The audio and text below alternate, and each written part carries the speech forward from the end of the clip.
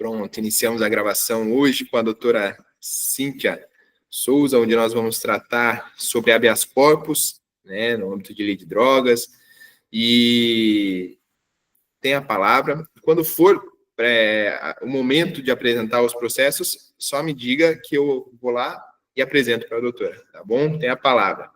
Olá, queridos e queridas, não podia ser diferente, a nossa boa noite, não é verdade? Bom, me sinto muito privilegiada por ter sido convidada para contribuir com essa comunidade. Eu também sou adepta à advocacia colaborativa, não tem essa de ficar escondendo as coisas. Eu acho que quando a gente derrama a bênção na vida das pessoas, mais abençoados nós somos. Então, os colegas têm acesso a mim, que é difícil muitas vezes eu responder a todos.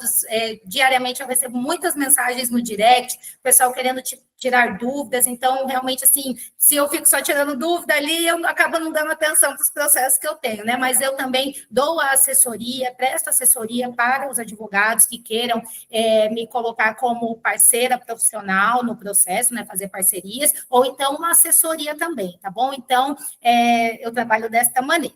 Bom, quando a gente fala sobre habeas corpus, a primeira coisa que vem na nossa mente é a revogação da preventiva. Eu vou falar isso para vocês porque eu sei que é isso que todo mundo pensa. As pessoas acham que a maioria, né, principalmente aí a Jovem Advocacia, tem esse pensamento de que o habeas corpus ele funciona, aí vem na mente, para revogar uma prisão.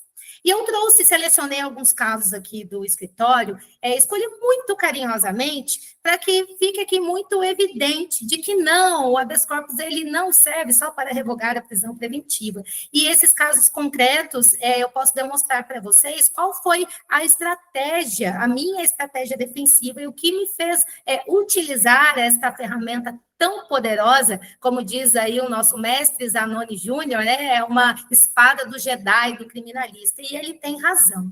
Eu compartilhei aqui alguns julgados, que depois pode compartilhar lá no grupo, tá bom, doutor Matheus? Não me oponho, pode compartilhar, não tem problema nenhum, até porque são casos que também não estão em segredo de justiça, então não tem problema algum, alguns deles, inclusive foram divulgados, postados em outras comunidades também, em portais jurídicos, então não tem problema, tá? Bom, HC trancativo.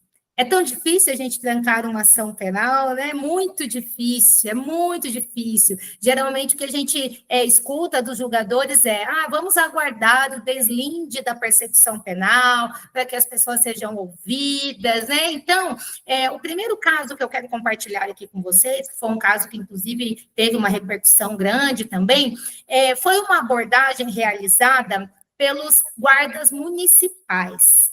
Essa é uma briga nossa, né?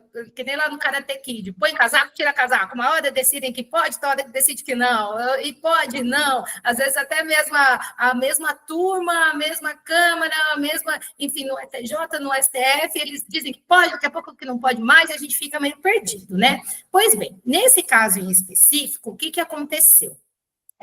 O meu cliente, junto com o Correio, eles estavam numa pista de skate e fazendo uso ali da cannabis. E as câmeras não sei como que chama na região de vocês, mas era a câmera da prefeitura mesmo. Ela pegou esse momento, inclusive tinham outros adolescentes menores, inclusive ali na situação, fazendo uso também do entorpecente. Então, eles direcionaram isso para a central da prefeitura, que determinou que a guarda GCM fosse até o local.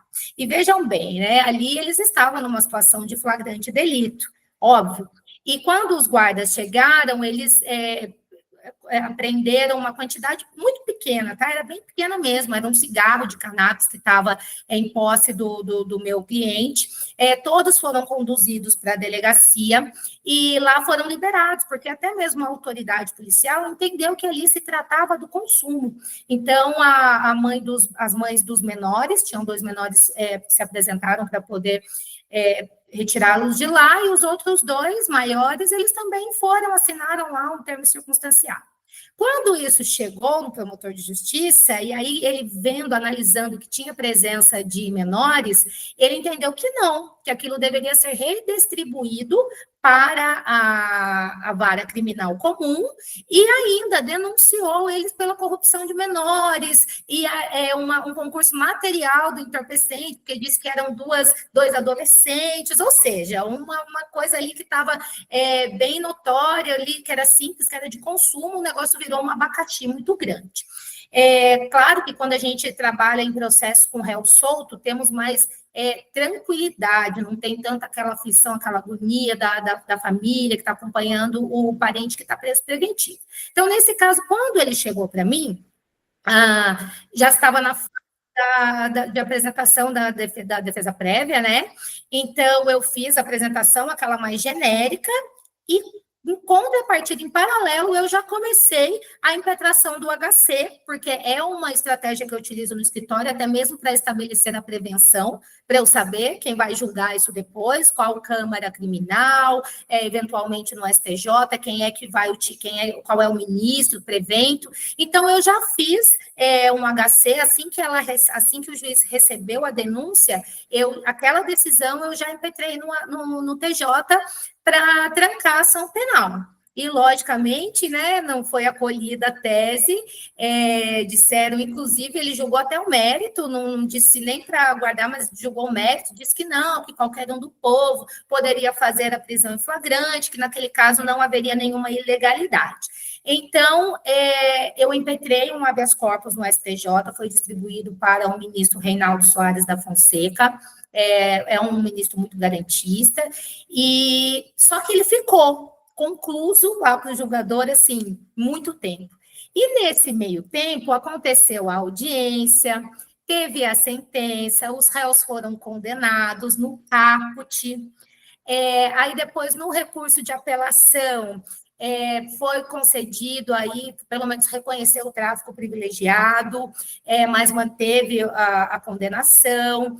E o mais interessante desse caso é que quando chegou no recurso de apelação, foi um pouquinho antes do recesso de 2022 para 2023, e aí foi quando eu conversei, né, com o cliente, olha, agora vai transitar em julgado, então vamos conversar sobre a possibilidade aí do recurso especial, né, porque eu também pedia subsidiariamente a desclassificação para o artigo 28, só que eles entendiam que não, porque teve ali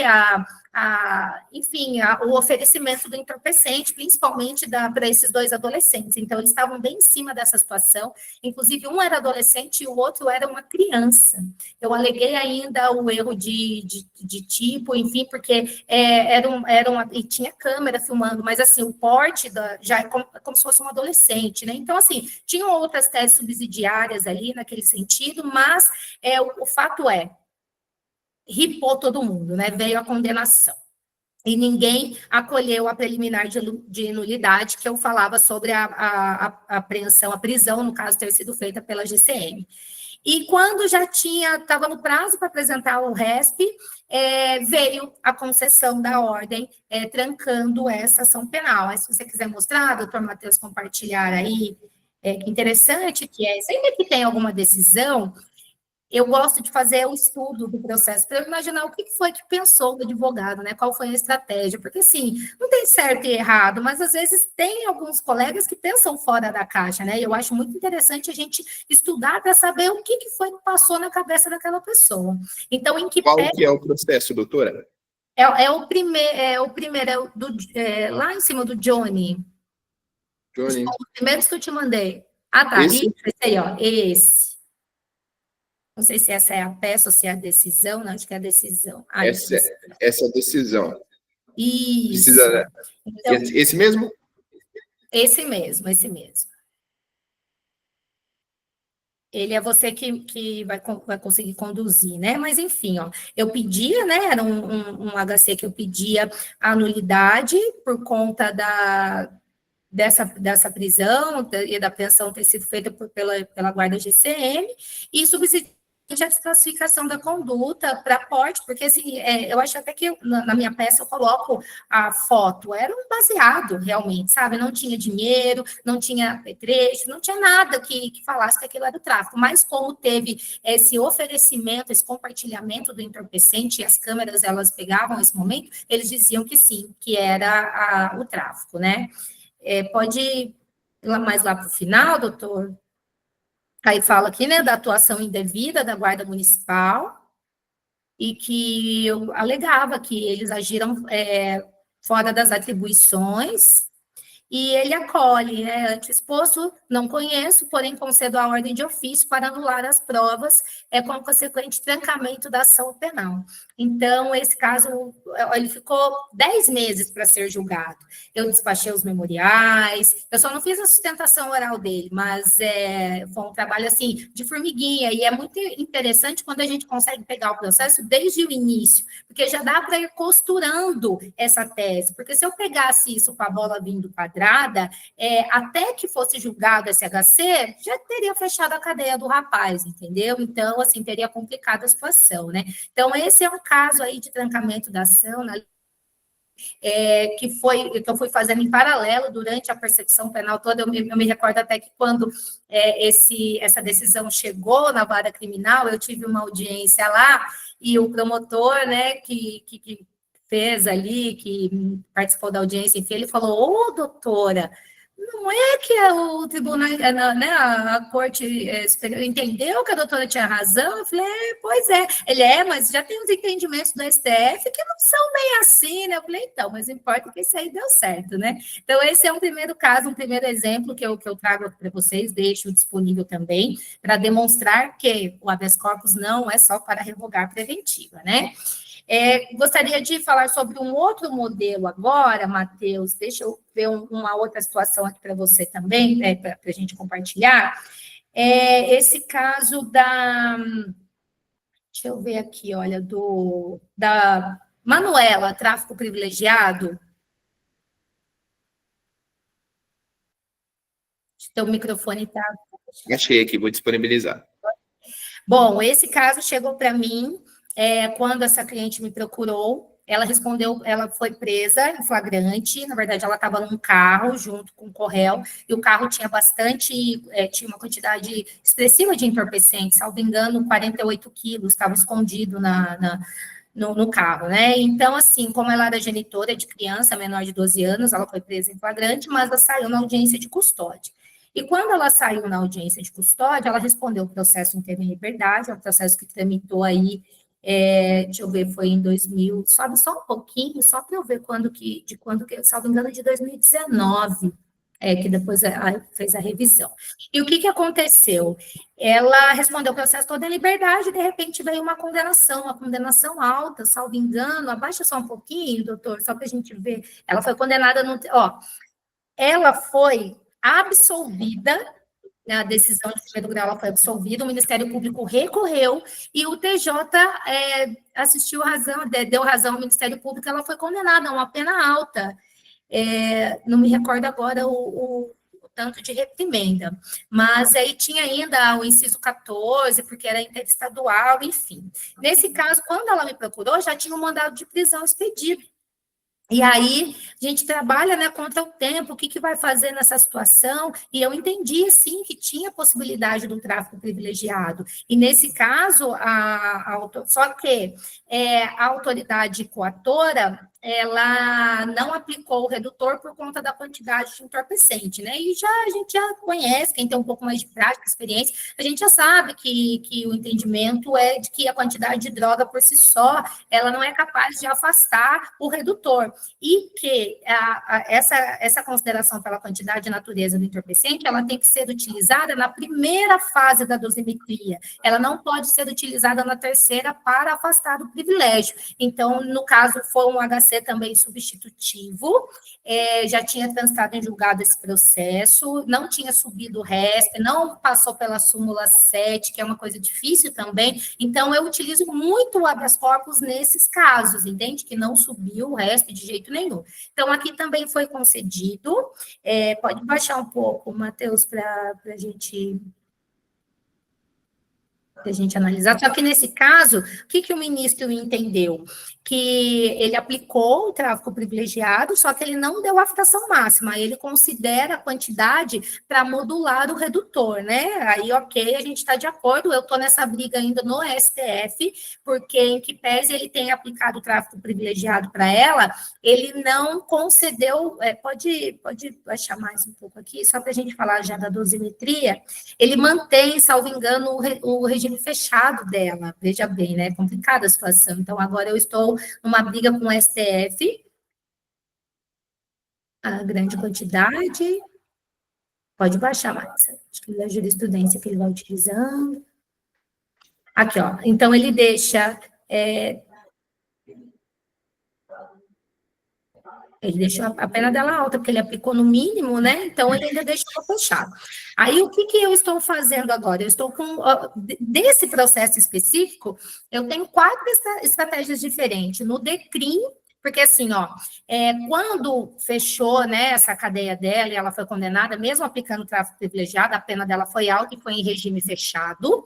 Então, agora eu estou pedindo para que seja considerado o período dela de detração do tempo em que ela ficou com as medidas cautelares diversas, que no caso não era um monitoramento eletrônico, mas era o recolhimento domiciliar noturno, aos finais de semana. Então, não sei se como que é o grau aqui de experiência de cada um, mas só para vocês entenderem, né, para a gente contextualizar, esse período, ele é cabível à detração do período que a pessoa ela ficou com imposição de medidas cautelares. Então, o que eu fiz neste caso?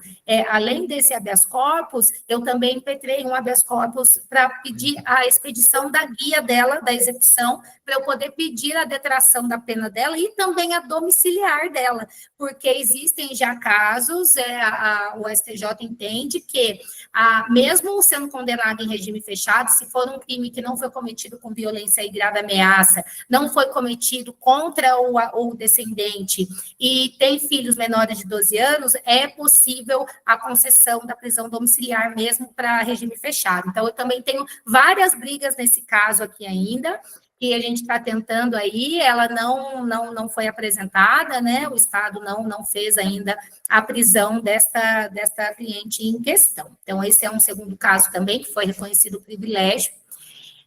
Deixa eu ver uma outra situação aqui agora. E aí, já falando também sobre essa... Posso tirar esse, doutora? Oi? Posso tirar esse? Pode. Coloca o da Isabela. Da Isabela é bem interessante, eu quero mostrar para vocês. Olha que sacada, né? Por isso que eu falo, o processo penal, ele é estratégico, é um jogo de xadrez, a gente tem que saber mexer as peças. Tem um contra-mandado, mas tem o habeas corpus dela também. Acho que é isso, o HC concedido da STJ. Clica nele, por favor. Veja se a paciente é a Isabela. Isso, esse caso foi o seguinte. Ela e o marido foram presos em flagrante também pelo delito do 33 e do 35. Ele ficou preso preventivo, respondeu o processo todo preso, e ela foi colocada em liberdade por também ser genitora de crianças menores. O processo, salvo engano, de 2019, quando foi em 2023, fechou, né? Não subiu o RESP também, fechou a cadeia, né? O modo popular que a gente chama, fechou a cadeia dela. E quando estava ali na iminência de, na verdade, expediu o mandado de prisão dela, mesma coisa do caso anterior, só que o dela...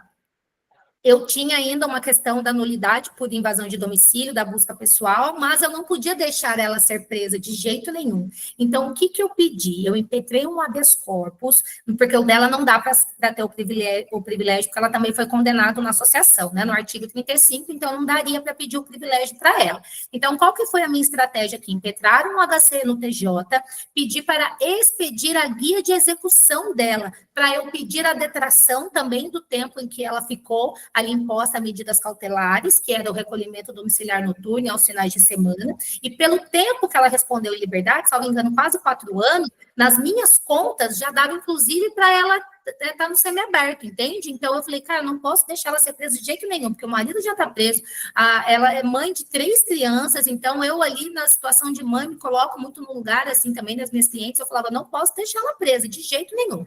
Eu impetrei um HC no TJ, o TJ negou a liminar, e aí eu impetrei no STJ, e aí houve a superação da súmula 691, e foi concedido liminarmente pelo ministro Sebastião Reis a ordem para determinar a expedição da guia dela de execução. E veja bem que interessante. Está o caso aqui na tela, né, doutor Matheus? Isso. Isso, aí o que eu peço? Ó, pode ir abaixando, eu falo que existe a possibilidade de conceder a detração para ela e a domiciliar também, porque entra naquele caso que eu falei anteriormente, e aí ele fala, ó, na espécie, levanta só um pouquinho, na espécie, consta dos autos que a paciente ficou em liberdade provisória sem notícia de descumprimento de medidas cautelares aplicadas por período relevante, de modo que, considerada a pena definitiva fixada e após aplicada a detração, ou seja, ela foi condenada a 8 anos no fechado, e se houvesse a detração do período do recolhimento domiciliar noturno aos finais de semana, a apenada poderia ser beneficiada com regime prisional mais brando, e dessa forma a pretensão a ser apreciada pelo juízo da execução encontra espaço para deferimento. Eu não sei qual que é a realidade aqui de cada um, né, porque a gente está aqui com várias pessoas de vários estados, mas aqui no estado de São Paulo, não adianta que os juízes do processo de conhecimento, eles não reconhecem a detração, eles mandam depois para o juiz da execução. Só que, para mim, não entra na minha cabeça, porque eu falo, não deixe o meu cliente ser preso, qual é a estratégia que eu posso utilizar aqui para que isso não aconteça? Então, eu tentei pedir para ela, para expedir a guia, ela falou que não, a juíza não, então eu entrei com o HC no TJ, negou a liminar, contra essa decisão, eu entrei no STJ, e aí ele fala, ó, portanto, sendo, na hipótese específica dos autos, o prévio recolhimento à prisão, condição excessivamente gravosa para obstar o mero pleito dos benefícios da execução, devido à expedição da guia de execução, independentemente do cumprimento do mandado de prisão. Pelo exposto, concedo liminarmente a ordem, pode abaixar um pouquinho, para determinar a expedição da guia de execução, sem prévio recolhimento da paciente ao cárcere, de modo que a defesa possa formular no juízo da execução pedido de detração. Olha a data dessa decisão, 4 de dezembro de 2023, né? Nós estamos em 12 de fevereiro de 2025. Vocês acham que eu deixei a minha cliente ser presa até hoje? De jeito nenhum. Por quê? Com essa decisão, isso foi juntado no processo dela de conhecimento, aí pode abrir a expedição aquela decisão, Matheus, do contra-mandado de prisão. Aí, gente, nesse caso, depende muito do juiz. Tem juízes que expedem o contramandado de prisão até que o juiz da execução analise o pedido. Veja bem, essa juíza, ela concedeu, ó, aí ela expediu o contramandado de prisão. E olha que caso interessante, já é um processo que transitou em julgado, não tem recurso pendente nenhum, e mesmo assim ela não foi presa, ela não está foragida, foi expedido um contramandado de prisão. Porque a gente sabe que quando eles, o processo de conhecimento, o juiz do conhecimento, manda a informação, aqui no caso do Estado de São Paulo é DECRIM, demora muito, às vezes demora demais para expedir uma guia de execução. Aí a pessoa é presa, até que gere a guia, até analisar um pedido, demora demais, e nisso a gente não fica de mãos atadas, né? Eu tenho alguns casos que quando chegaram para mim, a pessoa já tinha sido presa, aí a gente fica lutando ali contra o tempo. Essa ainda não tinha, então deu para utilizar essa estratégia, aí demorou para gerar o processo dela de execução, aí assim, é claro, né, que eu fui fazendo os pedidos não com tanta pressa, né, se é que vocês me entendem, enfim, e aí fiz um pedido, aí agora eu agravei de uma decisão, tá no TJ para ser julgado, ou seja, não deixar o nosso cliente ser preso, e às vezes a gente não conseguiu uma nulidade ou algo definitivo, mas pelo menos utilizar estratégias através do manejo do habeas corpus, para que isso se prorrogue, e aí, como ela ainda está em medida cautelar, o tempo da detração dela, ele pode ir demorando, entendeu? Então, assim, tem muita coisa que pode ser feito neste contexto, que é esse caso desta cliente, que também foi através do HC, entende? Então, tem essa situação aqui. Tem uma outra situação também que eu quero mostrar para vocês, que é o do Luiz Paulo. Tem um acórdão da revisão criminal. Mostra o acórdão primeiro. Qual que foi a estratégia que eu fiz? Por que eu vou mostrar da revisão? Muita gente me pergunta, né, doutora, mas como que você faz com relação ao HC substitutivo? Por quê? Até alguns anos atrás, era muito comum que os ministros concedessem a ordem de ofício. Quando eles vislumbram uma ilegalidade. Hoje ainda a gente vê isso. Só que até mesmo por um caráter pedagógico ali, eu acho até que é uma maneira deles advertirem os julgadores das instâncias ordinárias, eles pedem para que a gente provoque as instâncias primeiro, né? Para não dar o que a gente chama de supressão de instância. Então, antigamente, eu impetrava o HC substitutivo, vários foram concedidos de ofício. Hoje em dia, o que a gente tem é que eles negam o HC, que foi esse caso aqui, desse Luiz Paulo. Eu impetrei o HC no STJ, foi negado, porque deu supressão de instância, e demorou, assim, uns 4 meses. Só que, em paralelo a isso, eu também tinha ajuizado uma revisão criminal, porque qual que era a minha tese ali? Da ilegalidade na busca pessoal, que não tinha justa causa para fazer a abordagem nele, aquela velha história, né, do traficante suicida. Foi abordado, com ele não tinha nada, mas ele fala que dentro da casa tinha, aí lá dentro da casa tinha um monte de droga, e ele já era conhecido nos meios policiais, tudo aquele BO que quando a gente olha, sabe, é recheado de tudo que a gente ouve quando vai atender um flagrante, né? Então, era assim, estava num bairro conhecido por ser ponto de drogas, ele era conhecido nos meios policiais, já tinha passagem por tráfico, com ele não tinha nada, mas ele confessa espontaneamente que dentro da casa tinha entorpecente. Então, foi esse o caso dele, era uma pena alta, ali eu não me recordo agora. Foram 7 anos e 3 meses no fechado, só que ele ainda estava num RA, num outro tráfico, ou seja, quando teve a unificação da pena, foi uma pena bem alta. E o que aconteceu nesse caso?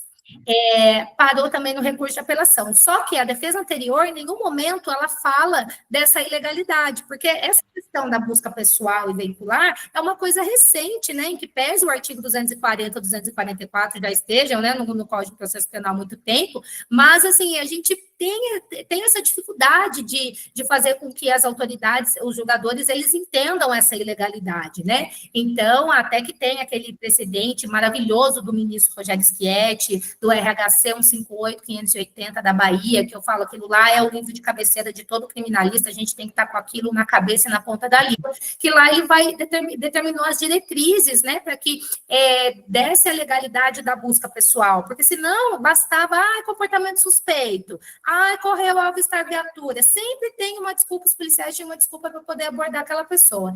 Então, nesse caso, eu fiz também a revisão criminal, e é interessante, viu, pessoal, que quando negou a revisão criminal, estava até naquela época tinha um jargão que falava, calma, era um meme, calma, calabreso, não era alguma coisa assim. Quando eu vi eu acho que foram 60 laudas, que assim, o desembargador, ele me arrebenta na revisão criminal, fala que é absurda essa tese, até desce um pouco, Matheus, acho que é isso mesmo, acho que são 60 páginas, só dele falando não. 53 páginas. Quantas?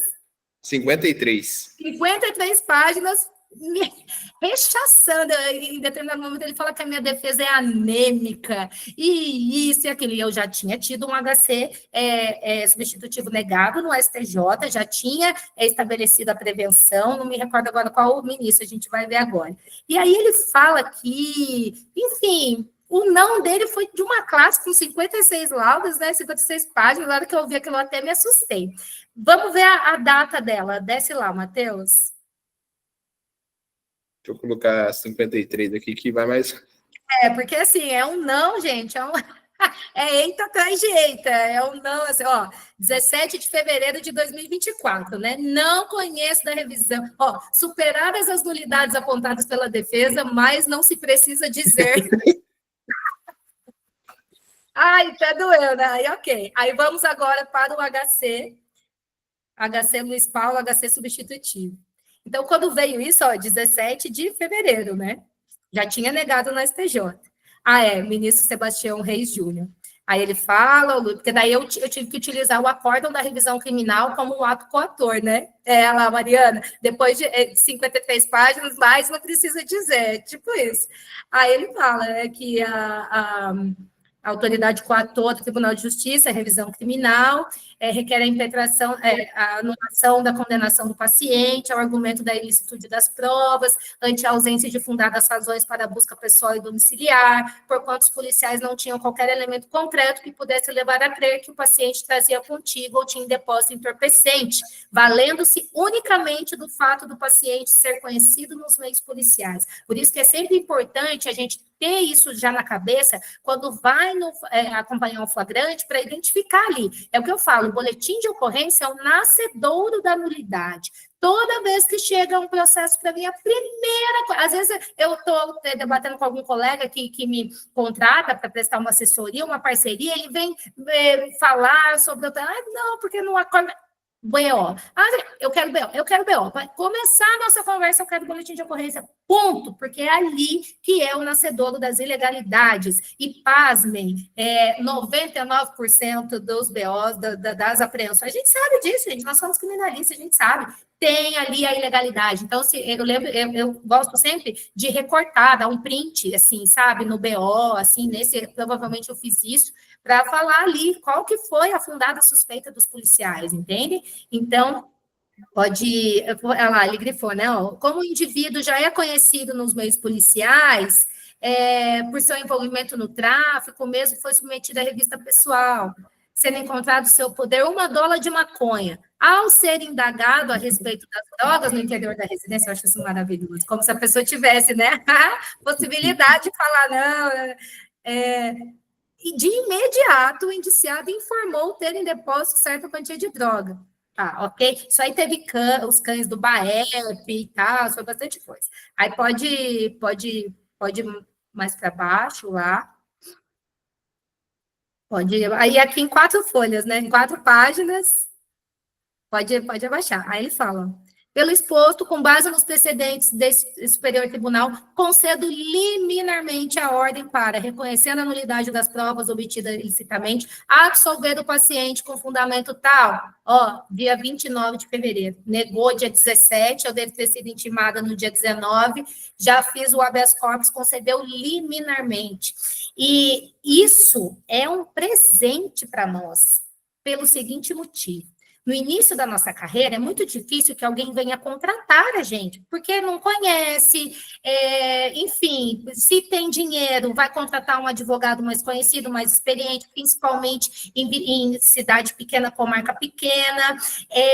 E nesses casos, onde é que esses clientes chegam para mim? Cliente da execução, gente, cliente da execução. Então, é o que eu falo, quando a gente os familiares entram em contato com a gente para, vem para mim, quando que vai puxar uma remissão, um semiaberto, sei lá, qualquer coisa dentro da execução penal, olhem o processo de conhecimento. Esse rapaz, ele me contratou para eu pedir remissão dele pelo trabalho. Quando eu olhei o processo dele, eu falei, o quê? Né?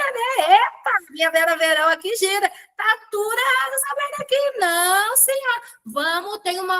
Tem uma outra estratégia aqui que dá para a gente fazer, entendeu? Foi mesmo, doutora? É mesmo. Gente, você pensa, tirar um cara do regime fechado para a rua, eu não estou promovendo ele com um regime menos severo, eu não estou colocando ele no semiaberto, ele está saindo para a rua, absolvido, sem nada na ficha criminal. Então, assim, é muita coisa, sabe?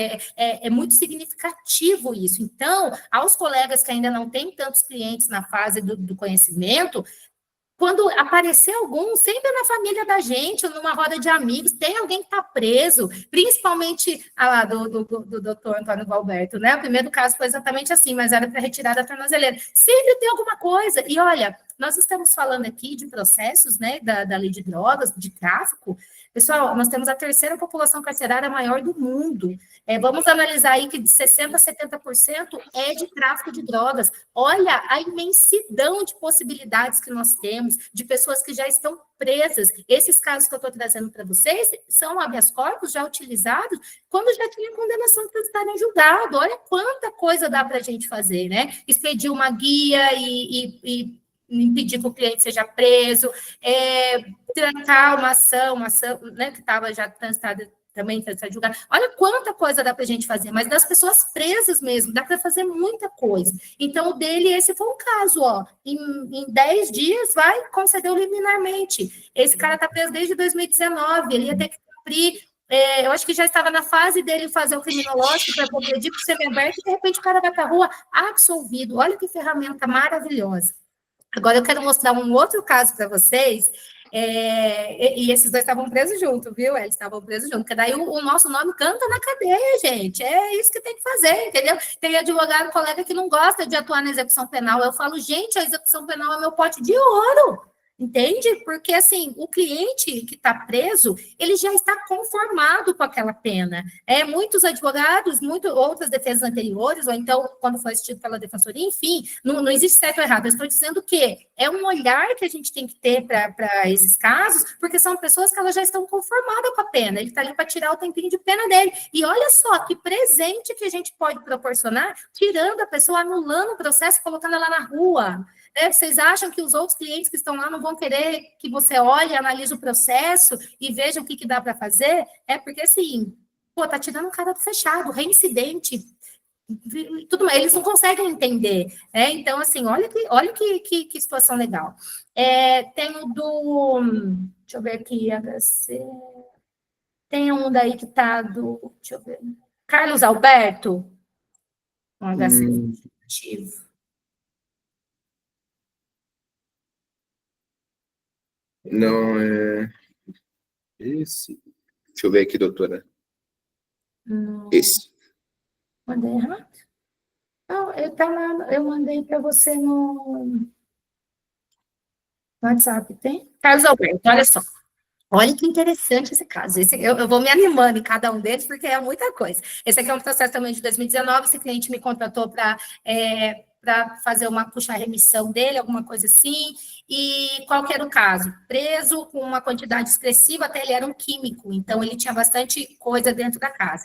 Mesma coisa, tá? Só para a gente simplificar aqui o assunto para dar tempo, porque tem mais outras coisas legais para eu passar para vocês. Dele também. E aí, o que aconteceu? Tinha sido denunciado pelo 33 e pelo 34, que era quando tem, né, elementos ali para fabricação do entorpecente. Então, quando teve a audiência dele, que foi presencial, teve uma troca de bola ali com o promotor. O promotor falou, se você não apelar, eu não vou pedir sua condenação no 34, que é a fabricação, né, do entorpecente, porque realmente tinha muita coisa, tinha bastante coisa. Então, qual que era o receio dele? Então, ele não apelou, não teve recurso de apelação. Teve só a sentença, que foi uma sentença que eu não... Deixa eu ver quanto tempo que ele pegou aqui. Baixa mais um pouquinho. Matheus, deixa eu ver. Não sei se esse fala, né? Não me recordo, eu acho que era uns 10 anos, porque também ele era reincidente específico, estava em RA, enfim, eram uns 10 anos a condenação dele. E aí, a mesma coisa, eu olhei, eu falei, olha, tem como a gente fazer aqui, sim, um HC por conta da ilegalidade da busca pessoal, porque era a mesma situação. Abordaram porque estava no comportamento nervoso. E aí pegaram ele na viatura e levaram até a casa. Ele não foi nem abordado ali na frente, entende? Porque realmente ele já era conhecido no meio dos policiais. Tanto que as outras pessoas que estavam com ele foram liberadas e ele foi preso, porque os policiais já conheciam ele, né? Ele era conhecido no meio policial. É o que eu falo, quer prender? Prenda do jeito certo. Aí tá tudo bem, mas desse jeito é o que eu falo também. Nós farejamos ilegalidade, né? Não é só o cachorro lá, não, que fareja droga, a gente fareja ilegalidade também. O dele, aí o que ele falava? Doutora, mas isso aumentar minha pena, porque eu fiz uma negociação com o Ministério Público, ali com o advogado na hora. Eu falei, o seu promotor não vai nem ficar sabendo aqui desse caso, porque né, no processo de conhecimento de 2019, aí eu fiz um HC.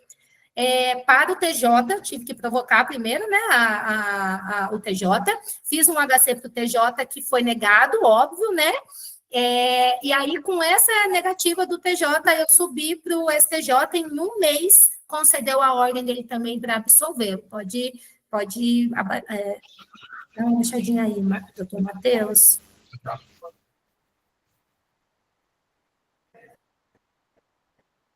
Então, mesma coisa, gente, busca pessoal ilegal, tá? Mesma coisa. Eu trabalho muito essa tese, muito essa tese.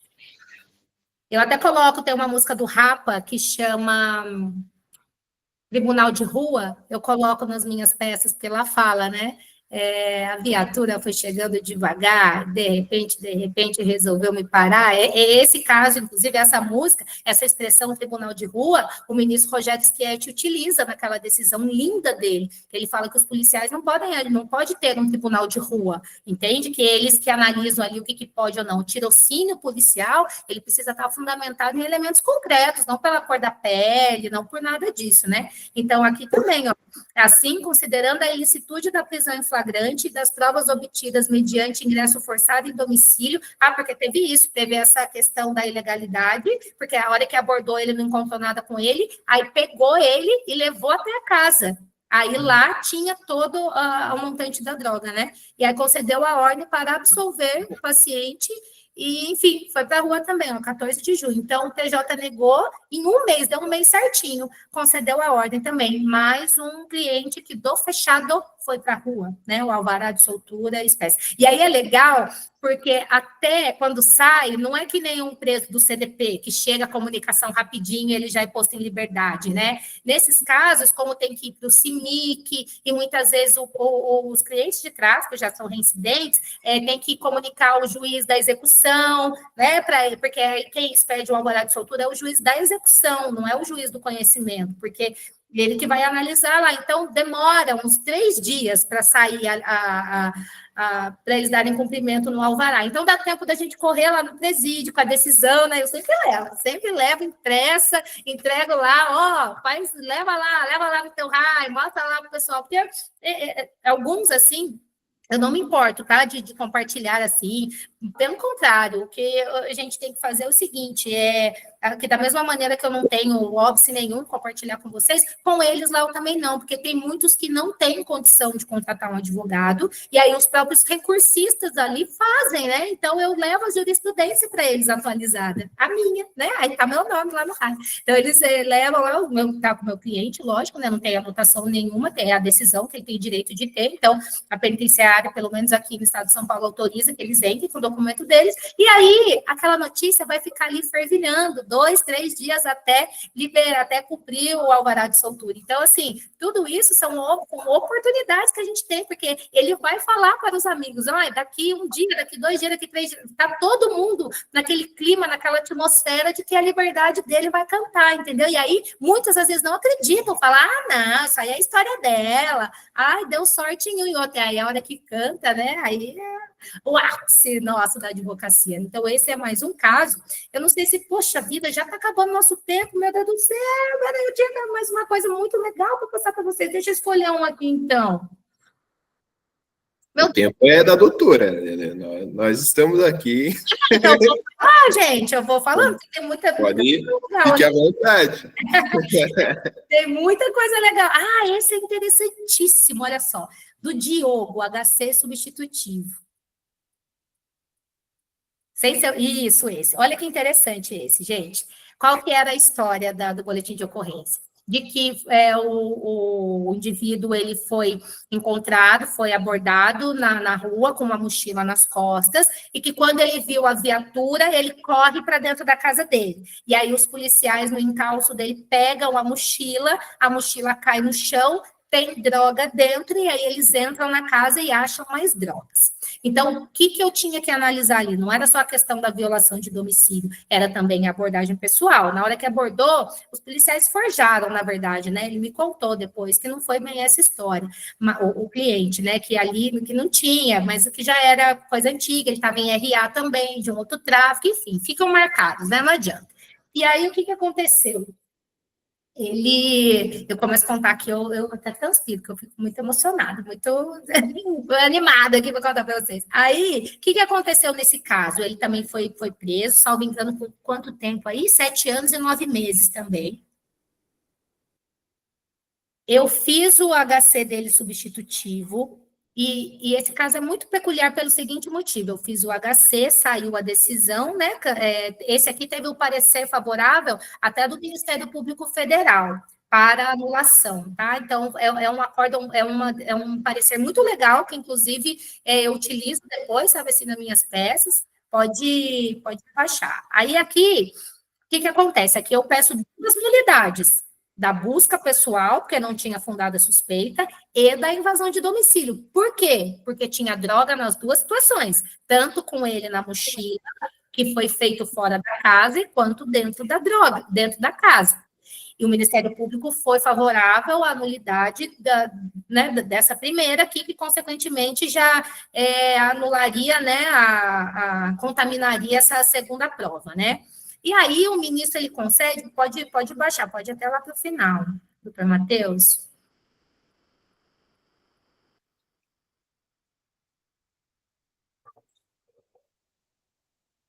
Ó, ante exposto, concedo parcialmente a ordem, e aí, ó, o ministro Antônio Saldanha, ele faz uma coisa, ele não, ele concede a ordem, só que ele não absolve o paciente, ele determina que os autos sejam remetidos para o juiz de origem, para que se reconheça a ilegalidade da droga, e aí que a gente apresente os memoriais.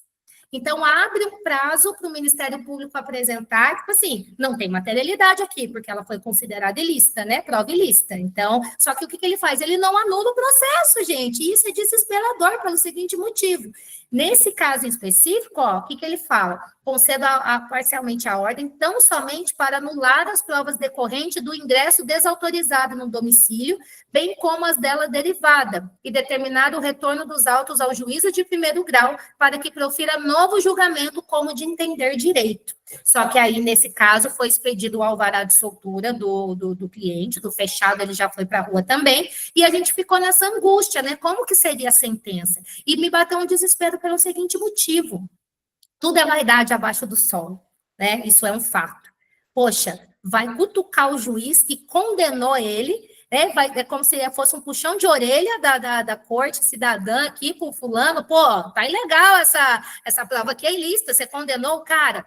E aí, o que era a minha preocupação? Tinha uma quantia de droga na mochila, e ele só considerou aqui ilícito as provas decorrentes do ingresso desautorizado em domicílio. O que foi meu pensamento? Esse juiz vai ripar esse cara por conta da pequena quantidade de droga anterior ali, entende?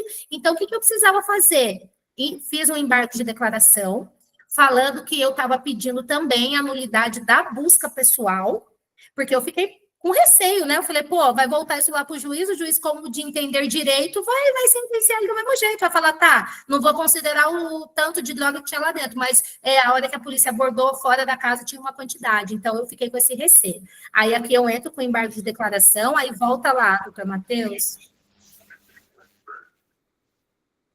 O embargos.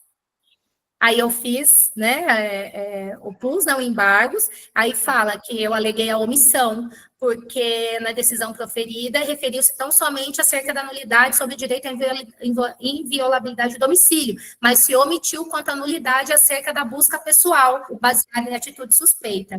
Aí pode baixar, pode ir lá para o final mesmo. Aqui ele vai discorrer sobre os embargos, sobre a busca pessoal, aí ele fala, no presente caso, como consignado na decisão, a ação dos policiais se deu em razão de fundadas suspeitas após o réu tentar se evadir ao notar a presença da viatura. Olha só que situação interessante. Correu ao avistar a viatura, e a gente já vai saber que isso não é fundada suspeita. Sendo certo que as drogas localizadas no interior da mochila foram visualizadas antes mesmo dele entrar na residência, durante a luta corporal. Dessa forma, nota-se que a abordagem foi realizada em razão dos policiais entenderem que o recorrente estava em atitude suspeita. Assim, de rigor, também o reconhecimento da nulidade da busca pessoal realizada, como bem manifestado pelo Ministério Público Federal.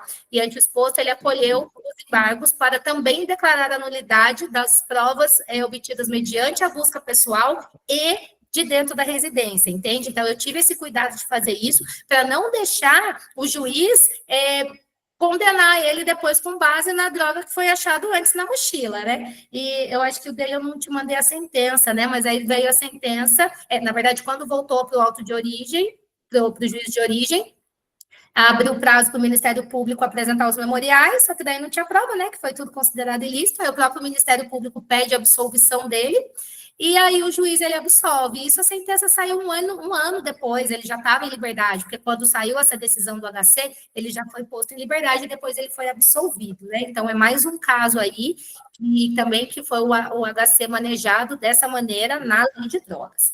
Agora tem um outro caso também, que eu mandei aí, e esse também foi bastante divulgado, esse é recente, deixa eu ver de quando que ele foi.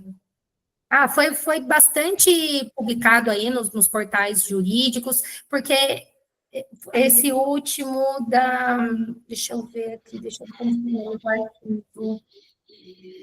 Qual é o nome, doutora? Documento STJ, vê esse primeiro, Matheus. É Luciano Leite. Isso, é esse mesmo. Luciano Leite. Olha só, veja a situação desse, que incrível. Esse eu acompanhei desde o início, por isso que eu falo como é importante quando eles contratam a gente no início, né? Porque daí já dá para estrategiando. O que aconteceu? Esse rapaz, ele estava sendo investigado num 35, e aí, durante as investigações, né, que eles estavam analisando ali as pessoas que estavam associadas no tráfico, expediu um mandado de busca. E aí, quando foi cumprir o mandado de busca na casa, encontrou a droga. Era, acho que 3 quilos de entorpecente. Assim, não era muito, mas era uma quantia expressiva, né, dada a natureza do entorpecente. E aí, o que aconteceu? Ele foi preso daí no tráfico e ficou em paralelo o 35 dele aqui. Só que esse 35 tinha muitos réus, então ele foi julgado aqui antes do 33, antes mesmo do 35 virar, estava em processo, mas ainda não tinha nem marcado audiência. E a juíza, quando condenou ele aqui no 35, ela não reconhece o privilégio, porque ela fala que ele foi preso oriundo de uma investigação, né, do que estava apurando o 35, ou seja, ele era envolvido, se dedicava às atividades criminosas, e por esse motivo ela não ia dar o privilégio para ele, porque ele era primário, mas ela não queria dar porque ele estava respondendo. E aí a gente sabe que inquéritos em andamento, ação penal em andamento, não é um motivo suficiente para afastar o tráfico privilegiado. Isso já é um entendimento, já pacificado, inclusive, mas não sei o que acontece. É difícil a gente, às vezes, que isso seja respeitado e reconhecido nas instâncias ordinárias, né? Então, ele foi condenado a 5 anos e 10 meses no fechado. Estava preso desde o início. Foi em dezembro de 2023 que ele foi preso, isso mesmo, um pouquinho antes do Natal.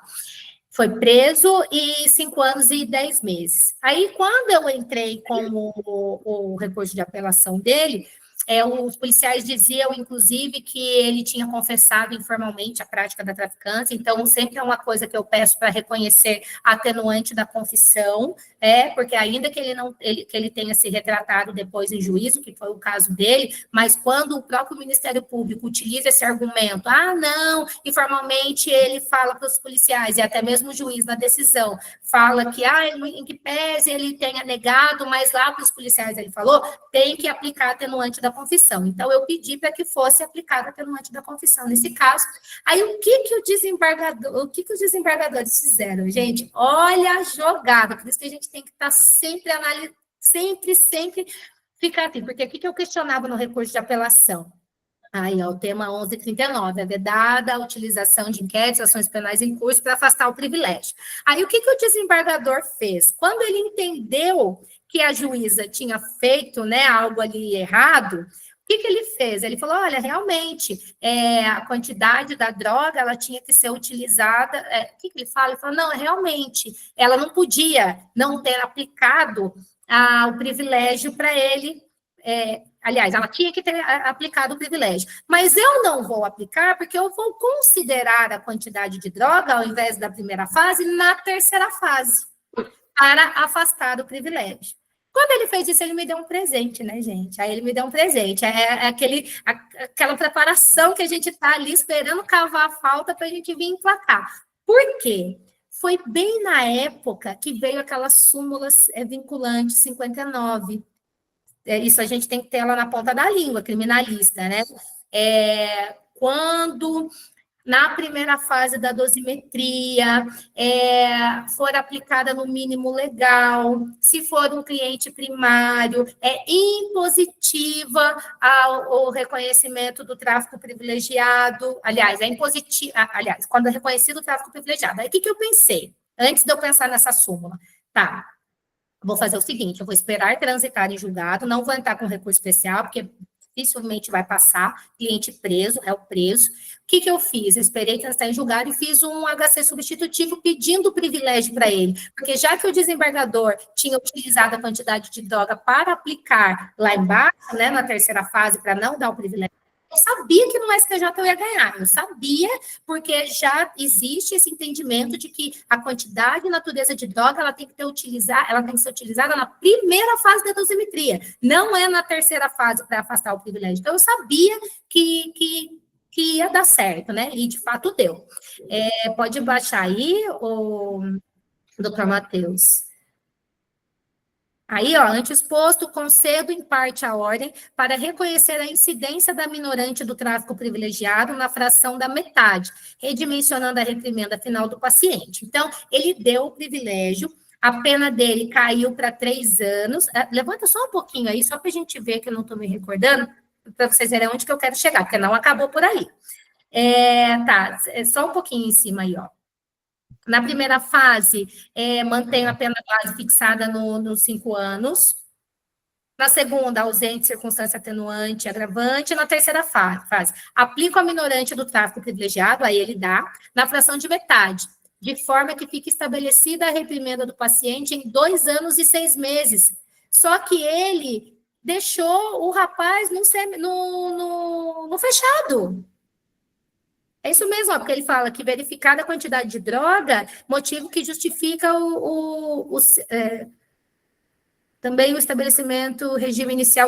Daí ele deixou no semiaberto. Ele não quis dar o aberto. Falei, gente, mas 2 anos e 6 meses no semiaberto, e o rapaz já estava preso há 6 meses. Aí o que eu fiz? Quando ele entrei com o pedido do semiaberto dele, na verdade, ele foi já transferido do semiaberto, eu entrei com o pedido do RA dele, porque ele já estava preso há 6 meses, então, na execução, eu já fiz um pedido da RA dele, e eu falei, era a falta que eu queria que eles cavassem. Por quê? Porque a primeira fase da dosimetria foi aplicada no mínimo legal, e aí incidiria aquela súmula vinculante novinha, fresquinha lá, que fala sobre essa 59. Não sei se você... Não havia circunstância judicial desfavorável, ou seja, era perfeitamente possível que, enfim, né, desse aqui já aquele entendimento. Aí, eu agravei dessa decisão aqui, eu entrei com um agravo, e paralelo a isso, eu entrei com uma reclamação constitucional no STF. Não sei se aqui os colegas já fizeram, se tem experiência com isso, e aí a gente volta grandão, tá? Porque é lindo quando vem uma decisão do STF, lá para o juiz da origem, entendeu? Aí a gente volta, né? Tem até o mesmo que fala, vocês não sabem o prazer que ele está de volta. Por quê? Porque são estratégias que a gente utiliza inteligentes, fora da caixa, que não são muitos colegas da nossa área que têm, de repente, essas estratégias para ficar pensando assim, entendeu? Aí abre a reclamação lá, o doutor Matheus, foi concedida, sabe por quem, gente? Ministro Cristiano Zanin. Coisa mais difícil, hein? Olha lá, ó. Eu entrei com a reclamação constitucional. Pode abaixar um pouquinho, né? Aí ele fala que violou, ele fala que o entendimento da súmula, aqui, ó, como se vê, olha lá, a súmula aqui, ó, 59, é impositiva a fixação do regime aberto e a substituição da pena privativa de liberdade por restritiva de direito, quando reconhecida a figura do tráfico privilegiado, ou seja, tinha sido reconhecido no STJ, e ausentes vetores negativos na primeira fase da dosimetria, observados os requisitos do artigo 33. Ante exposto, julgo procedente o pedido para fixar o regime aberto de cumprimento de pena imposta ao reclamante, com a substituição da pena privativa de liberdade por restritiva de direito a ser estabelecida pelo juiz da segunda vara criminal de Taubaté. Olha que construção defensiva, né? Desde o começo, desde o comecinho. Então, quando a gente consegue trabalhar num processo, é claro que seria o ideal, né? Num fantástico mundo aí do Bob, seria maravilhoso, porque aí a gente já consegue ir amarrando as coisas desde o começo, né? Tudo isso aí foi pensado. Quando eu entrei com o recurso de apelação, eu já queria tirar a dosimetria aqui, eu já imaginava que isso fosse acontecer, eu já sabia a Câmara Criminal que estava preventa, porque eu tinha pedido para revogar a prisão dele, então eu já sabia qual era o entendimento dele, já sabia qual seria a jogada ali, por isso que, inclusive, né, no livro da Teoria dos Jogos, do Alexandre Moraes da Rosa, ele fala, conheça seus players, conheça, puxa, ainda que você não tenha trabalhado com aquele juiz, com aquele promotor, puxa lá as decisões, tem como a gente saber, para saber como que que o julgador ali, né, vai analisar o caso. Eu já sabia que ela não ia dar, porque ela considerou a ação penal em curso, depois o desembargador tirou esse motivo, mas jogou a quantidade de droga lá na terceira fase, aí ele me deu um presentão, e aí consegui reconhecer o tráfico privilegiado para ele no STJ com habeas corpus, isso aí não é recurso especial, esperei transitar em julgado, fiz um HC substitutivo, e dessa decisão do HC substitutivo, muita gente me falou, né, Cíntia, mas já era um resultado maravilhoso, 2 anos e 6 meses, o cara já estava, foi para o semiaberto, já estava no aberto, você entrou com o aberto dele, já não estava bom, né? Mas aí não, porque assim, se é um direito que ele tem, direito não é benefício, cumpra-se, né? Então, sim, fiz questão de entrar com essa reclamação constitucional, porque, assim, quem cria as teses favoráveis, quem cria a jurisprudência, somos nós, advogados, a gente não pode ter preguiça de estar no processo. Eu ganhei a mais por isso, de dinheiro? Não, porque o cliente já estava na rua, ele já tinha me pagado, inclusive, o RA. Mas olha a satisfação de ter uma reclamação constitucional concedida pelo ministro Cristiano Zanin, que no primeiro momento a gente achou que para nós ia ser bom, né, ter um ministro assim lá, mas assim, não, né, é um ministro assim extremamente com a mão pesada, não é tão garantista quanto nós imaginávamos que fosse, e aí ter uma reclamação constitucional concedida, e salvo engano, foi uma das primeiras dele, porque isso deu bastante repercussão, né, e olha que resultado bacana. Então, assim, é uma construção estratégica da defesa desde o começo, mas que só foi possível essa reclamação por conta do habeas corpus também, que não foi para revogar a prisão.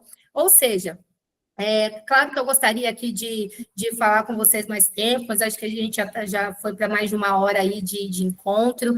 Tem outros inúmeros casos aqui que eu gostaria de compartilhar com vocês. Me coloco à disposição. Acho que agora no final a gente abre para perguntas, doutor Matheus. Acho que alguém perguntou aqui. Isso, ao final nós abrimos para as perguntas, né, dos nossos membros. Já finalizou mesmo, doutora? Olha, eu até tenho outros casos aqui, mas assim, alguns casos mais.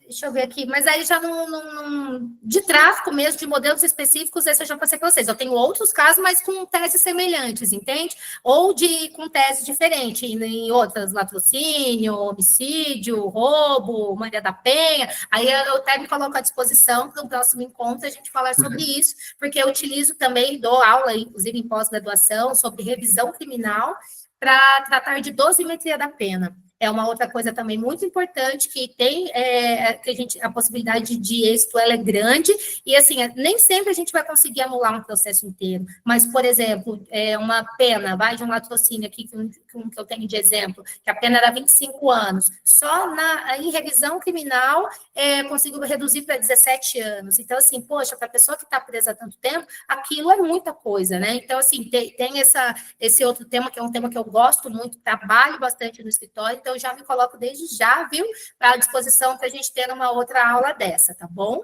Tá bom, bacana. Muito obrigado, doutora. Com certeza vamos ter essa próxima reunião e a gente tentar manter organizado aqui, vai no tempo da doutora, tá? Se eventualmente tiver outros compromissos e tudo mais, diga, né, avisa que nós vamos encerrando as perguntas e tudo mais. Eu vou iniciar fazendo as perguntas, mas daí depois eu vou passando para o pessoal que vai clicando ali na aba de levantar a mão. Eu vi que o doutor Matheus Nascimento já levantou a mão, doutora Camila, mas vamos lá. Eu tive uma situação ontem, né, de uma prisão em flagrante de um cliente, em que ele acabou sendo preso por guardas municipais, né, pela suposta prática do delito de tráfico de drogas, e a fundada suspeita que ensejou a busca pessoal foi o fato dele estar com uma sacola e ter olhado para a autoridade policial com certo receio. Essa foi a fundada suspeita que ensejou a busca pessoal. Fiz o pedido de relaxamento, né, da prisão em flagrante e, subsidiariamente, o pedido da concessão da liberdade provisória. A liberdade provisória eu consegui, né, o juiz não analisou a questão do relaxamento da prisão, provavelmente eu faço embargos, mas a questão aqui, a doutora acredita que existe um caminho, né, para conseguir, talvez, trancar a ação penal em razão, primeiro, ter sido efetuada a prisão por policiais, não eram policiais na realidade, mas sim guardas municipais, e segundo, por essa ausência de fundadas suspeitas pela busca pessoal. Doutora, tem algum caminho que a doutora indica, ou algo Olha, nesse sentido? eu entendo que o fato, porque assim, ó, esses da busca pessoal, eu estou tomando bastante paulada quando os policiais dizem que ele estava ali com algo que poderia ser ilícito, entende? Então, assim, às vezes um volume embaixo das vestes, uma sacola, eles estão entendendo que isso possa sim configurar uma fundada suspeita, entende? É claro que ali não tinha nenhum outro contexto, ninguém estava entregando a sacola para ele, né? Ele não estava ali numa situação de traficância, pelo menos pelo que você me contou, eu entendo que não. E esse demonstrar nervosismo também já tenho outras aqui, inclusive, outros HCs assim, que também já foram concedidos, porque o que é demonstrar nervosismo?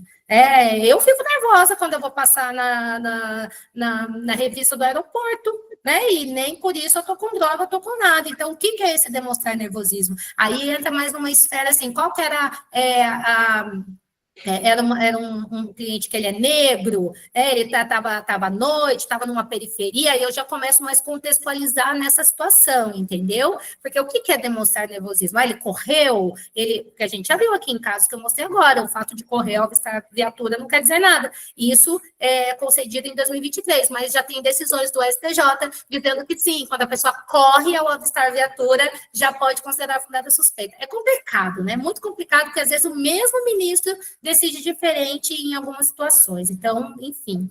Mas eu iria por esse lado, pelo trancamento, porque a prisão ela foi feita pela GCM. Inclusive, já usa esse precedente aí, já que vai dar bom. Com certeza. Então, seria um HC para o TJ e, consequentemente, isso. Já vai abrir prazo para você apresentar defesa prévia, não vai? Isso. Então, você chega a falar sobre isso? Você falou que vai fazer um embargos, né? Porque o juiz não se manifestou sobre isso. Exatamente. Ele não falou nada da abordagem ter sido. Então, embarga, porque daí você já forma ali uma autoridade coatora, né, nesse sentido, ou então espera quando você apresentar a defesa prévia e ele receber daí a denúncia, né? Porque na lei de drogas é o contrário, aí você já utiliza essa decisão para poder subir para o TJ, entende? Entendi, perfeito, doutora, muito obrigado. Passar agora a palavra ao doutor Matheus, meu xará, que está no ônibus, provavelmente indo viajar. Tô indo para Araponga, São Júlio, amanhã lá.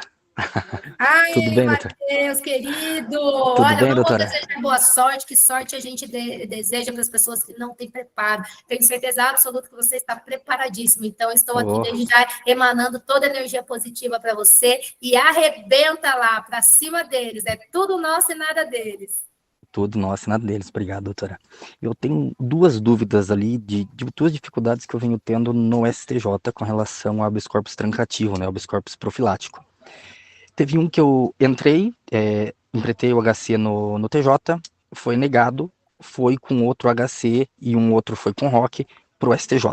Quando chegou no STJ, a liminar foi negada e ficou concluso para o ministro, acho que foi para o SCAT em 2 casos. Quando o SCAT foi decidir a respeito da decisão monocrática dele, já tinha sentença e tinha recurso de apelação. Na decisão, ele deu como prejudicado o recurso e eu tive que agravar. Agora estou aguardando a resposta do agravo. Como é que está sendo feito nisso? Porque eu verifiquei que nas decisões que a doutora teve, conseguiu sucesso. Nesses outros aqui, pelo que eu estou vendo, eles estão dando como prejudicado. Tem alguma sugestão, alguma dica? Eu também já tive muitos casos assim com o ministro Rogério Schietti, o seguinte, porque existe uma súmula, né? Tem uma súmula que fala que, proferida a decisão, não há que se falar em trancamento da ação. Tem uma súmula, é uma súmula. Então, assim, depende muito do ministro, entende? Se ele vê ali que é uma situação de uma ilegalidade, ele vai conceder até de ofício. Então, eu venho notando que, especificamente com ele ali, alguns outros ministros, eles estão demorando um pouco para dar essa decisão monocrática. Não sei se é justamente por isso ou não. Eu tô com para poder dar tempo de julgar e ele exato. Dele, né? Eu tô com outro, com o Og Fernandes, nesse mesmo tipo. Tem acho que 4 meses que está concluso para a decisão do relator já, a decisão monocrática dele. Eu fui despachar presencialmente, despachei 2 vezes virtualmente e não sai a decisão monocrática também. Eu estou suspeitando que estão esperando sair a sentença para ter apelação e dar como prejudicado. Entendi. Mas e que fase que está de apresentação de memoriais ou já está concluído Tá, essa sentença? tá em apelação já. Na sentença não reconheceu da nulidade, e esse, inclusive, eu tenho parecer favorável do Ministério Público Federal para reconhecer 3 ilegalidades: a busca Caramba, pessoal de uma pessoa, a nulidade da invasão domiciliar em outra casa e a nulidade também da invasão domiciliar da minha cliente. Mas então tiveram 3 nulidades ali com relação à busca, em parecer favorável do Ministério Público Federal, e não sai a decisão monocrática. meu Deus, é desesperador, né? É desesperador. Olha, eu também passo pela mesma situação, viu? E quando eles fazem o seguinte, negam e falam, não, vamos aguardar a instrução para que as testemunhas sejam ouvidas. Ixi, desse eu tenho um monte, entendeu? É que daí Aí vem a polícia para tentar limpar a prova. Exatamente, exatamente. E aí a gente fica ali numa situação complicada, porque às vezes vem essa decisão para o processo, se é um promotor safo, ele vai olhar, porque ele já sabe onde a gente quer chegar, e aí ele já vai induzir e conduzir ali a inquirição dele para os policiais, já para poder quebrar isso, entendeu? Ele mesmo Exato. coloca, às vezes, palavras na boca, né? Ah, então abordou por conta disso, né? É um negócio doido, assim, né? Então é uma dificuldade comum. Passo pela mesma situação aqui, viu? Perfeito, obrigado, doutora. Obrigado, Tá bom, Matheus. por nada, boa viagem. Valeu, meu irmão. Obrigado. Doutora Camila, fique à vontade.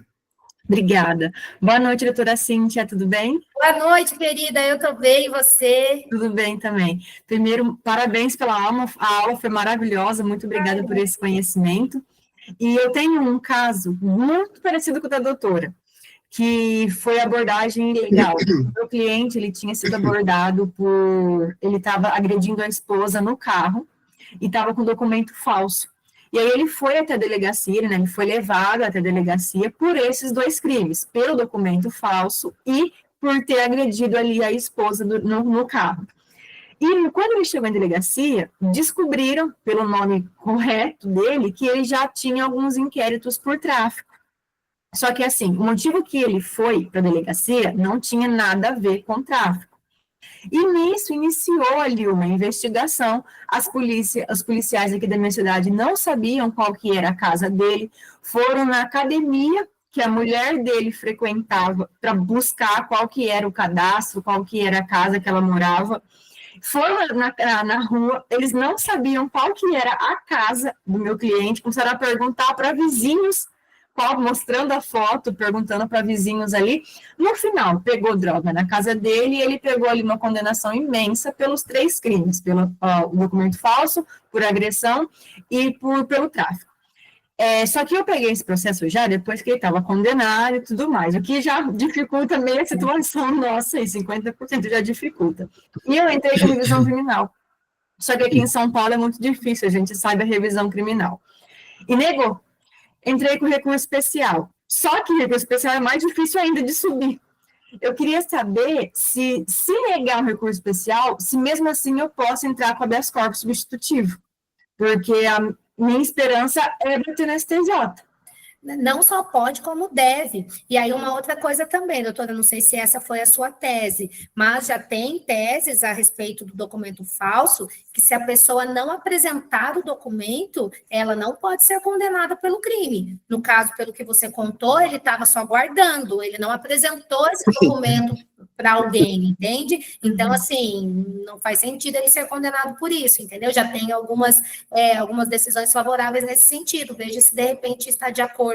É que você falou que ele estava brigando com a mulher e ele foi levado para lá. Eu não sei se de repente a hora que os policiais abordaram ele, aí ele apresentou esse documento falso, entendeu? Sim, ou sim. se eles identificaram isso depois. A questão mesmo era pelo tráfico, porque como eles sequer sabiam onde o meu cliente morava, eles iniciaram ali uma investigação para diligenciar onde ele morava. E foi a própria polícia, e foi a polícia militar que fez tudo isso. Tudo ilegal, né? A polícia militar é ostensiva, não faz atividade de polícia investigativa, né? Então, tudo ilegal. Tudo ilegal. Uhum. E se vir negado o recurso especial, não tem perigo de, quando bater lá no STJ, eles alegarem que eu já entrei com o recurso especial? Não. Já superou a súmula ou está na fase de admissibilidade ainda? Está na fase de admissibilidade. Ah, não, mas posso te falar, doutora? Eu acho que não vai nem subir. Eu também acho que não. o HC, faça o HC substitutivo. Melhor, né? Pega o ato coator como o acórdão da revisão e manda já para o STJ através de HC. A gente fala para vocês, eu só faço recurso especial quando é réu solto. Eu não me desgasto, porque, assim, é claro que eles estão fechando a torneira, né? Está cada vez mais difícil eles reconhecerem o HC substitutivo. Inclusive, existe agora uma inteligência artificial, né, do STJ, que já está cortando aí o nosso barato, enfim, tem bastante coisa nesse sentido. Mas, assim, é complicado, porque não sobe nada, gente. Nossa.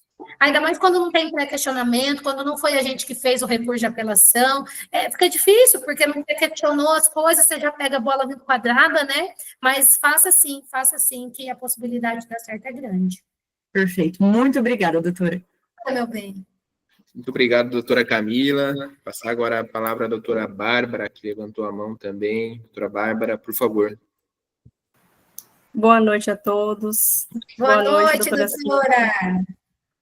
Primeiramente, gostaria de parabenizá-la e agradecer por compartilhar tanto conhecimento com a gente. Isso é grandioso. Então, muito obrigada mesmo. A minha dúvida seria em relação à aplicação do ANPP em caso de tráfico privilegiado. Eu vi há um tempo atrás, na verdade, acho que eu assino alguma revista e chegou para mim como tese defensiva no e-mail. E aí eu fiquei um pouco na dúvida a respeito dessa aplicação.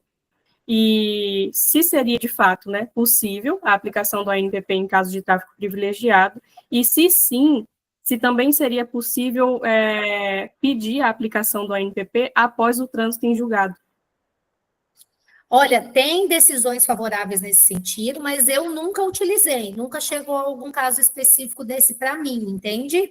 Então, não consigo te ajudar com um caso concreto, mas eu também já vi decisões assim nesse sentido.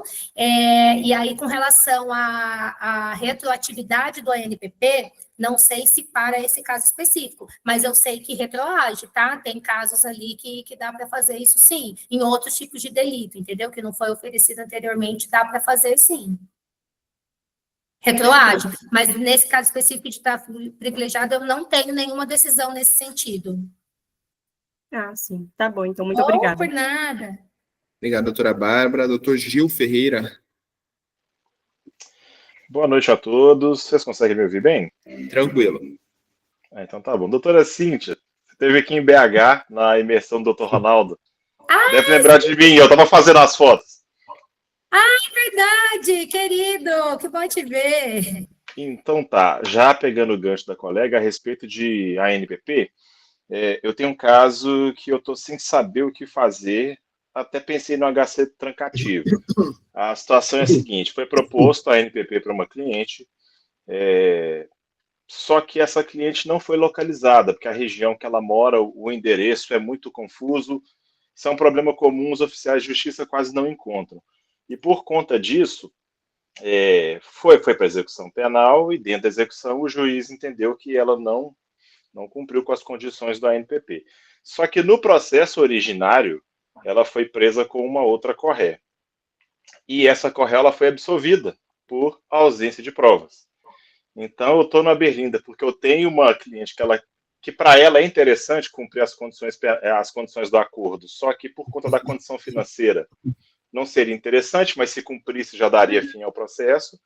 Por outro lado, o processo originário resultou em absolvição por conta de provas, não existiam provas. É processo de tráfico comum, ilegalidade, o juiz entendeu que está tudo ok. Aí eu estou sem saber se eu desarquivo o processo originário para esperar ela ser denunciada e já peço o trancamento por conta da absolvição, ou se eu deixo a situação do jeito que está, porque até então tem esse acordo de não persecução penal, mas o Ministério Público não correu atrás, a consequência seria a denúncia, mas o processo originário resultou em absolvição. Então, eu acho uma judiação utilizar esse coringa nesse caso, porque assim, vai que eventualmente aconteça alguma coisa com ela que realmente ela precisa do ANPP. Se a corré foi absolvida, eu iria por esse caminho, para isso virar um processo e ela ser absolvida também, entende? Deixa para utilizar o ANPP quando de fato precisar, porque se ela utilizar agora, ninguém sabe o dia de amanhã. Vai que acontece alguma outra coisa e ela perde de usar, entende? Eu iria por esse caminho, de uma revisão criminal. Olha, agora é interessante esse caso, viu? Vou ficar pensando sobre isso. Qual seria Pois o é. porque daí pega, porque ofereceu para ela, então para ela nem gerou processo, né? Aí se ela Não. da condição, vai virar processo. E aí ela vai ser, se ela ser absolvida também. Exatamente. Inclusive, eu até fui despachar com o promotor. No dia o promotor não estava, quem me atendeu foi o assessor. Na hora que a assessora viu que eu tinha interesse em cumprir com o acordo, na hora ela já me mandou o número dos autos e tal. Na hora que eu vi a absolvição, eu falei, agora eu não. Espertinha, né? Não, porque assim, ó, dos requisitos é que a pessoa, ela confesse a prática. Então, assim, se a outra foi absolvida por falta de prova, por que ia fazer ela confessar alguma coisa que não faz sentido? Não gasta essa cartinha, não, deixa isso aí para uma outra coisa. Não queima a largada, não.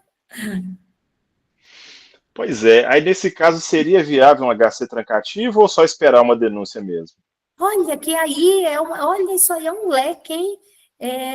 Eu já faria um HC trancativo. Eu adoro fazer habeas corpus, gente, eu faço habeas corpus todos os dias. Todos os dias. Qualquer coisa. Vou fazer um habeas corpus aqui. Vou fazer um habeas corpus aqui. Aí eu vou inventando, vou analisando, eu vou testando, né? Isso, porque quem cria jurisprudência é a gente. De repente, você está vindo aí com uma coisa inovadora que nunca me aconteceu, e depois você compartilha aqui com a gente. Mas eu faria um HC trancativo, faria sim.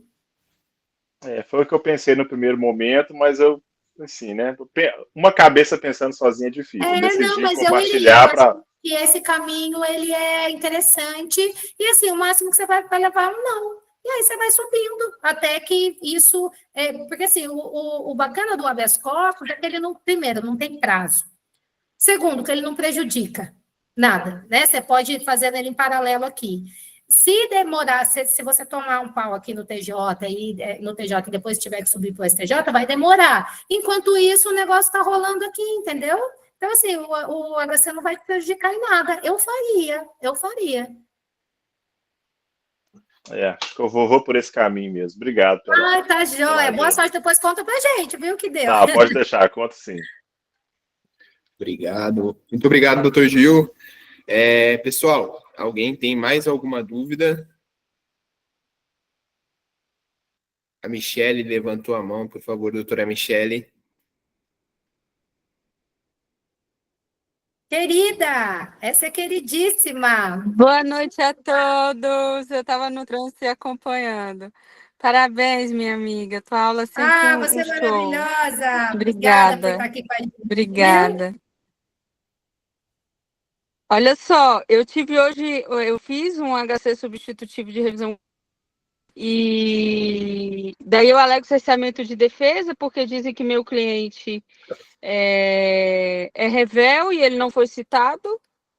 E a decisão que saiu hoje do acordo, demoraram 3 meses para decidir, e a decisão que saiu é que não caberia habeas corpus.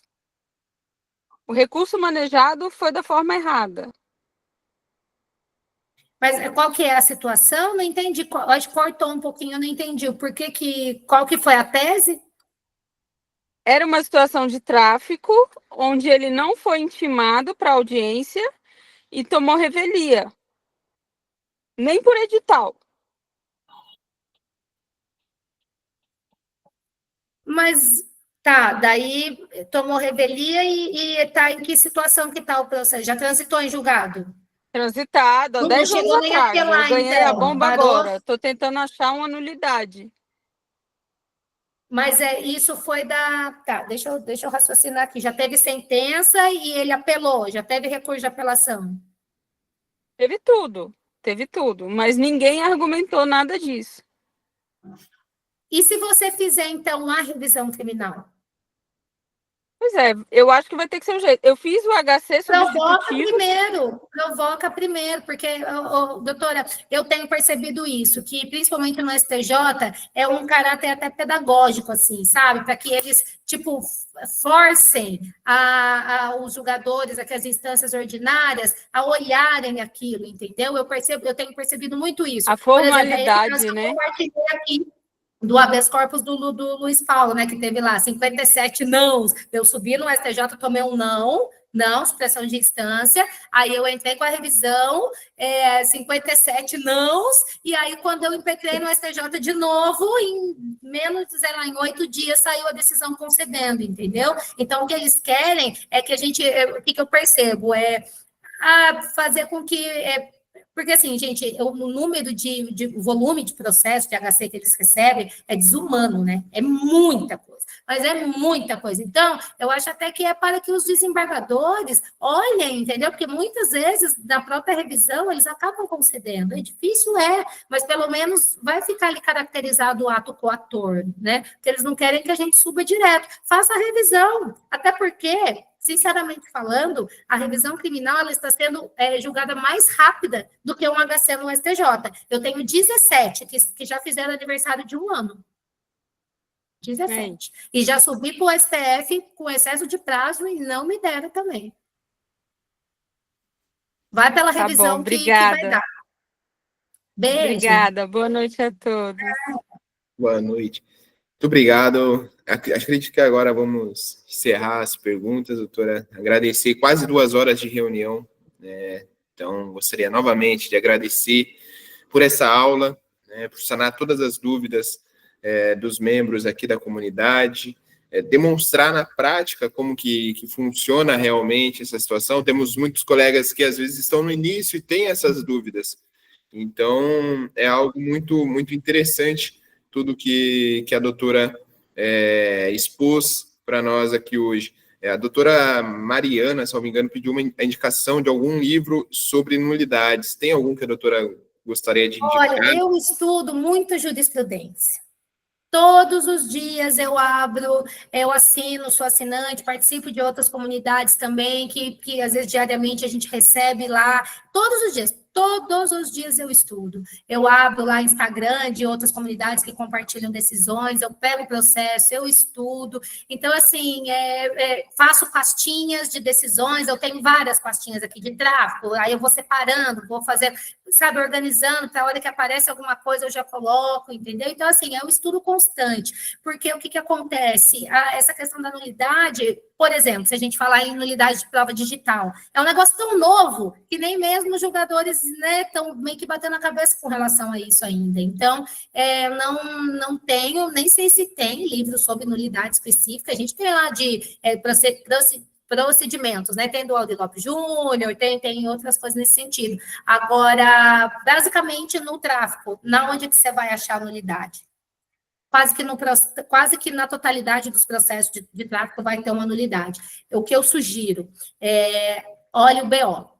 Olhe sempre o boletim de ocorrência, que lá já vai ter ali algo que vai gritar aos seus olhos, entendeu? Principalmente em processo transitado em julgado, que às vezes a defesa anterior não está que nem a gente, numa quarta-feira, 10 horas da noite, estudando, e acha que só ter uma carteira da OAB já é ali o suficiente, que não precisa estudar, entendeu? Nós não, nós estamos aqui estudando, então a gente já sabe.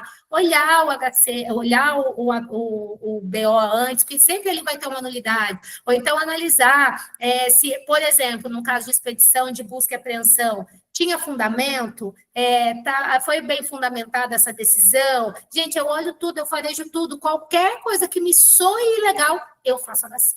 A interceptação telefônica, que foi a concessão que concedeu lá, que expediu, que autorizou a interceptação, está dentro do prazo, não está? Como que foi fundamentado isso? Só pegou um Ctrl-C, Ctrl-V da manifestação do MP e colocou na decisão? Dá-lhe HC. Tudo eu faço HC, porque, assim, é a gente que constrói a jurisprudência, entendeu?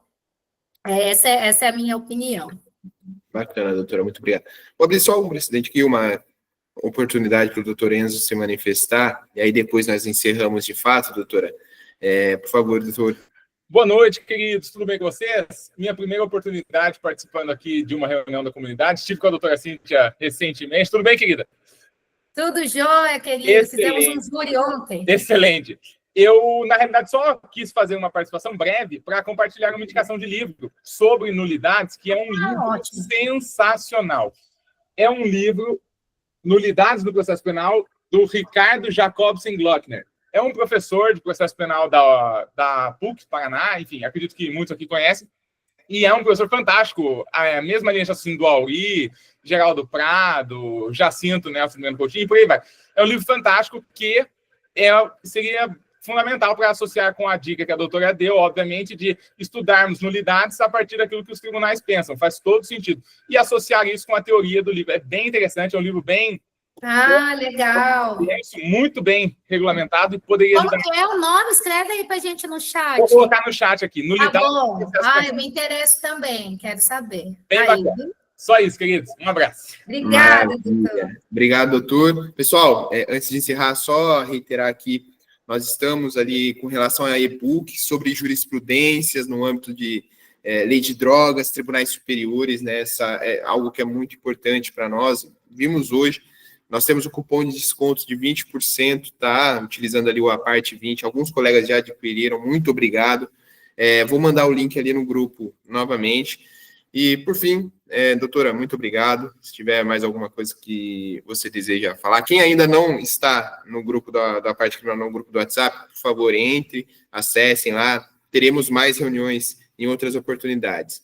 Doutora Cíntia. Pessoal, agradeço mais uma vez pelo convite, me coloco à disposição, a gente pode bater papo sobre outros temas, tá bom? Obrigada mesmo de coração, é sempre um prazer contribuir aqui, aprender também. Eu volto a dizer que sou adepta à advocacia colaborativa, me coloco à disposição e também já reitero, ressalto aqui que às vezes me mandam mensagem, eu não consigo responder por conta mesmo da demanda de trabalho, mas se quiser parceria profissional, para assessoria, para uma análise dos autos, eu me coloco à disposição para fazer essas parcerias assim, né, específicas, só tirar a dúvida realmente, que às vezes eu não consigo, porque senão, às vezes eu recebo tanta mensagem, acabo deixando de atender os clientes do meu escritório para só tirar dúvida, né? Mas quando o colega ele vem e fala, doutora, quero te contratar para fazer essa análise, vamos fazer em parceria e tal, tem lá no meu link da bio do Instagram. Quem ainda não me segue por lá, me siga lá, acompanha a rotina da advocacia criminal. E é isso, pessoal.